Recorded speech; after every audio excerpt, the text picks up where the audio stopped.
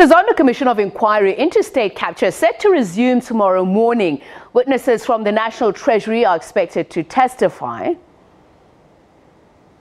Last week, the Commission recalled former ANC MPs Fakey Mentor and Dennis Bloem for cross-examination on Mentor's earliest testimony that she was offered a ministerial position by the Gupta family. The Commission put Mentor's evidence under the microscope and exposed a number of apparent inconsistencies. However, Mentor insisted that she had met one of the Gupta brothers on an official trip to China.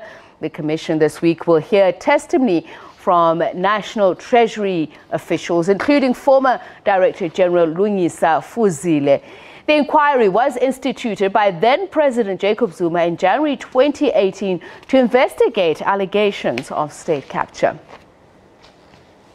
Well, let's talk a little bit more about that. What happened last week, what to expect next week. SABC News senior political reporter Mzwandile Mbeje on the line with me. Mzwandile, a very good evening to you. So let's turn our eye to last week. As I said, one of the things that came out of the commission was the issue of former ANC MP Dennis Bloem corroborating some of Fakey Mentor's statements. Tell us a little bit more about that. A very good evening to you, SABC. Yes, Mr. Dennis Bloem did indicate that when Mentor and himself met in Cape Town, Ms. Mentor then did tell him about this meeting that where he was offered, she was allegedly offered a ministerial position. But I think Mr. Bloem was very careful to say that's all he remembers. In terms of details, so somehow there was a bit of discrepancies, but then he stuck to his story to say, I think the thrust of what he remembers is that they did have a meeting in Parliament, and then Ms. Mentor told him about this. Did he say to the Commission why he is only coming forward with this information now? Basically, when Ms. Mentor informed Dennis Bloem about this offer, it was apparently said that Mentor said, listen, this is very confidential. I don't want anyone to know about it. So as a result, I'm just telling you so that you know about it. And then obviously as matters started unraveling in later years, I think they felt the need to go public. Mzwandile, those discrepancies in Ms. Mentor's testimony, some of it was around the features at the Gupta home.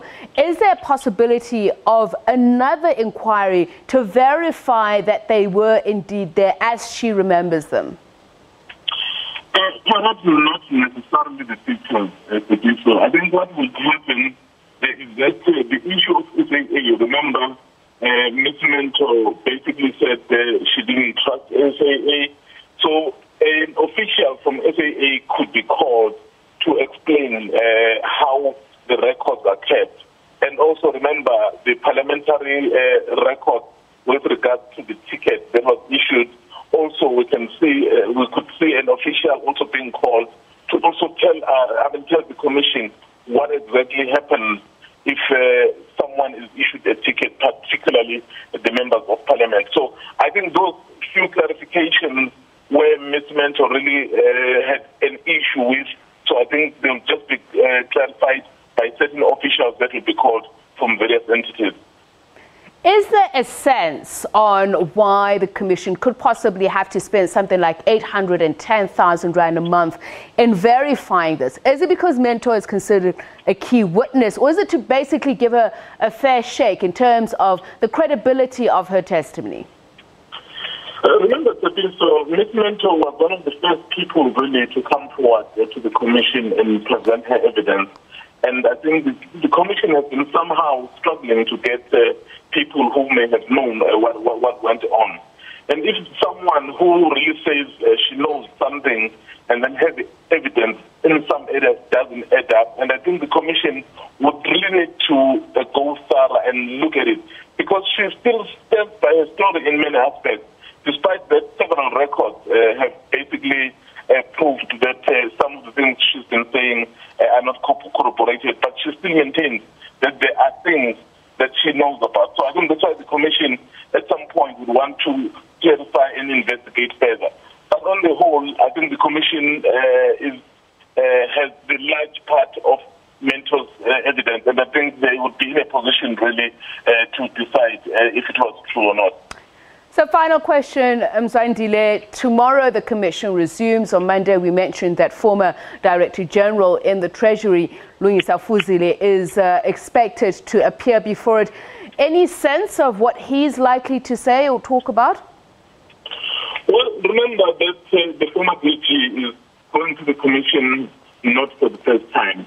He did go to the Commission last year basically to talk about the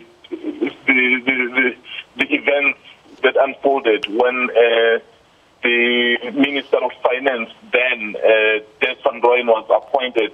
So he did appear in front of the Commission. But I think the reason why the Commission needs someone like himself, there are many issues that have to do with transactions, that have to do with the rules and how Treasury operates. So someone like the former DG would be in a better position to really clarify to the Commission some of the issues insofar as the certain transactions, some of the procurement processes that were flouted.